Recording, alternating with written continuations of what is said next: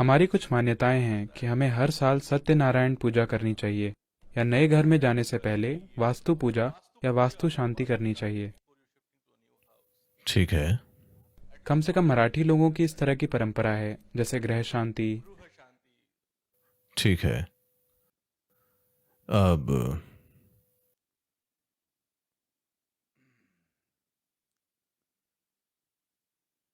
सभी पूजाएं, इससे फर्क नहीं पड़ता कि आप कितनी सत्यनारायण की पूजा करते हैं।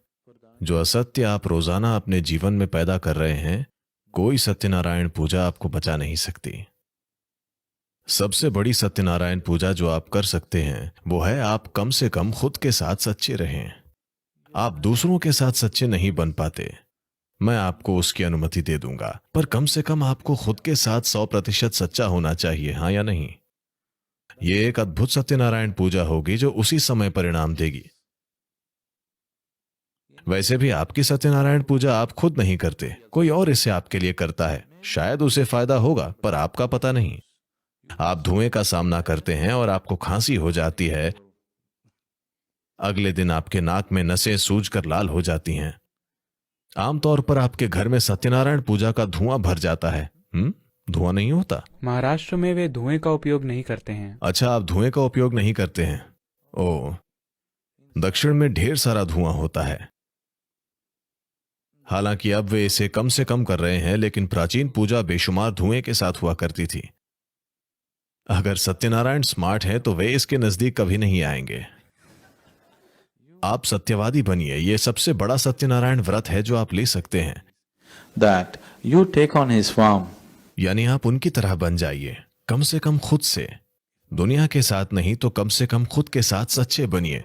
दुनिया के साथ भी आप इसे अपना सकते हैं, यह बहुत ही शानदार होगा, पर अगर वो आपके लिए संभव नहीं है तो खुद के साथ बिल्कुल सच्चे बनिए। आप देखेंगे कि जीवन बहुत सुंदर हो जाएगा। अब ये वास्तु, मुझे पता नहीं है कि आप केवल उस पूजा की बात कर रहे हैं जो प्रवेश के दिन की जाती है या इमारत को बनाने के तरीके की। हाउस वार्मिंग एक चीज है। देखिए, एक बात यह है कि जब नई इमारतें बनाई जाती हैं, हमेशा नहीं, कभी कभी जब नई संरचनाओं का निर्माण किया जाता है तो कभी कभी कुछ कारणों से कुछ नकारात्मक हवाएं वहां फंस सकती हैं।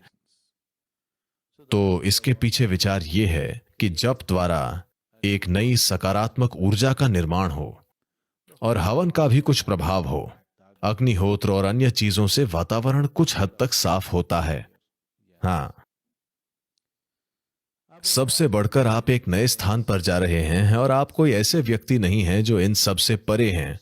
नहीं, आप कोई ऐसे व्यक्ति हैं जो इतने जागरूक हैं कि किसी चीज को देखकर समझ जाएं कि वो क्या है। आप जागरूकता की उस स्थिति में नहीं हैं, इसीलिए आपको कोई नई जगह में प्रवेश करने के लिए एक मानसिक प्रोत्साहन की भी आवश्यकता है, क्योंकि आपकी मूल भावना डर है। कृपया देखें, आपकी सबसे बुनियादी भावना डर है। तो कोई भी छोटी सी बात आपके जीवन को परेशान कर सकती है। आप एक नए घर में आते हैं और पेंट की गंध या किसी और वजह से आप सो नहीं पा रहे हैं, और अब आप सोचने लगते हैं कि ये क्या है, मेरे पुराने घर में मैं ठीक से सो रहा था, नए घर में भूत हो सकता है।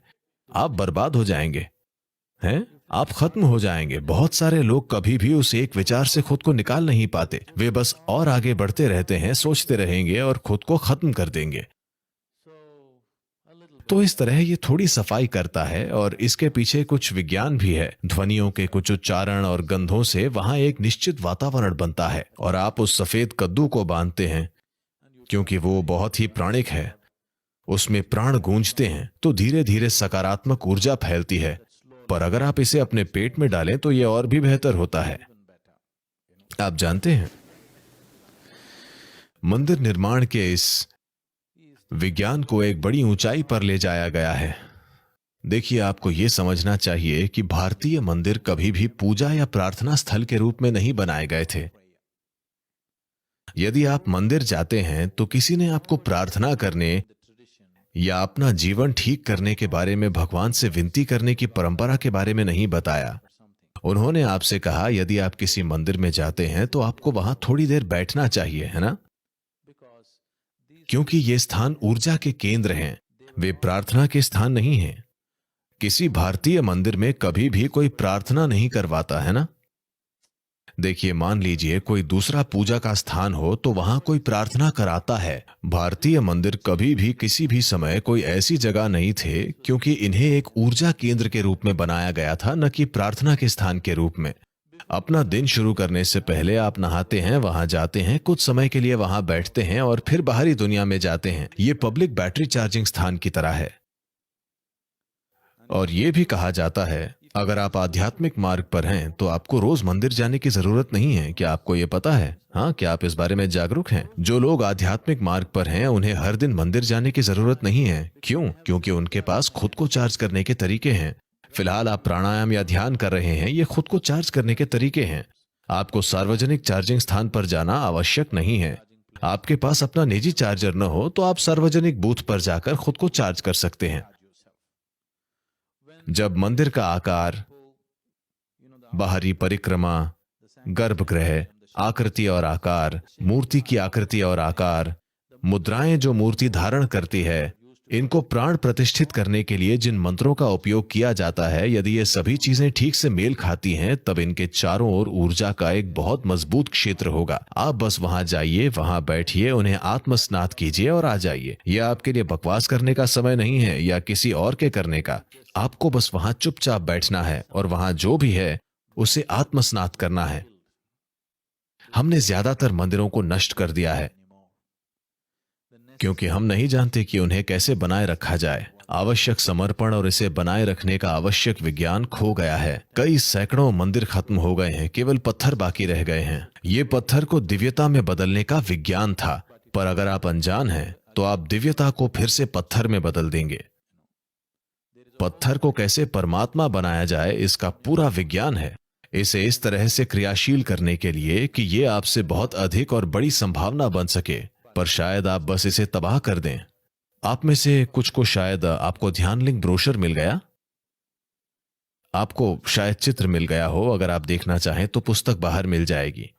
आपको वहां जाकर बैठना होगा। इसे मंत्रों के माध्यम से नहीं बल्कि प्राण प्रतिष्ठा से ऊर्जावान बनाया गया है। इसमें जबरदस्त मेहनत लगी है। एक तरह से जो मैं अभी कर रहा हूं वो मेरा काम नहीं है। मैं मूल रूप से मैं सिर्फ लिंगम को प्रतिष्ठित करने आया था। कुछ और हो जाने के कारण मैं इसमें शामिल हो गया और मैं थोड़े समय कुछ समय बिता रहा हूं, वरना मेरा बुनियादी काम सिर्फ ये करना था। मेरा कभी भी प्राण प्रतिष्ठा के बाद रहने का कोई इरादा नहीं था। हमेशा से योजना यही थी कि प्रतिष्ठा होते ही मैं चला जाऊंगा। कुछ कारणों से मैं रुका रहा और चीजें चल रही हैं। आप बस इस मंदिर में प्रवेश कीजिए। आपको शिव या किसी भी बकवास पर विश्वास नहीं करना है। आप बस यहां आकर बैठिए। ये एक बहुधार्मिक मंदिर है, इसीलिए सभी धर्मों के लोग यहां आते हैं। बस यहां बैठिए, यह आपकी रीढ़ की हड्डी को हिला देगा।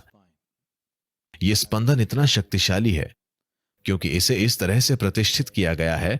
इस प्राण प्रतिष्ठा को आप नष्ट नहीं कर सकते। ये पत्थर लिंगम पर निर्भर नहीं है। पत्थर लिंगम का उपयोग केवल मचान के रूप में एक ऊर्जा लिंगम बनाने के लिए किया गया था। ये स्थापित हो गया है। यदि आप चाहें तो हम पत्थर के लिंगम को हटा सकते हैं, तब भी इसकी गुणवत्ता नहीं बदलेगी। सातों चक्रों को ठीक से स्थापित और बंद किया गया है। यह अविनाशी है। अगर आप इस ग्रह को भी नष्ट कर देते हैं तब भी आप इसके स्वरूप को नष्ट नहीं कर पाएंगे। ये ऐसा है। ये योग विद्या में एक संपूर्ण विज्ञान है। ये एक बहुत ही गहरी विज्ञान है कि इसे कैसे बनाया जाए। जो लोग प्राण प्रतिष्ठा की प्रक्रिया के दौरान वहां मौजूद थे, जो लोग इसके गवाह हैं, सिर्फ वे जानते हैं कि अविश्वसनीय चीजें हुई हैं। अब अभी आपकी ऊर्जा शरीर से इतनी जुड़ी हुई है कि आप इससे बहुत कम चीजें कर सकते हैं। यदि आपका शरीर के साथ संपर्क कम से कम हो जाए तो आप बहुत कुछ कर सकते हैं। ये ऐसा है, मान लीजिए आपने कुछ मिट्टी ली और 10 बर्तन बनाए। अब आपने इसे अभी तक जलाया नहीं है, यह अब भी ताजा है। अब आप उन्हें फिर से लेकर 12 बर्तन बना सकते हैं।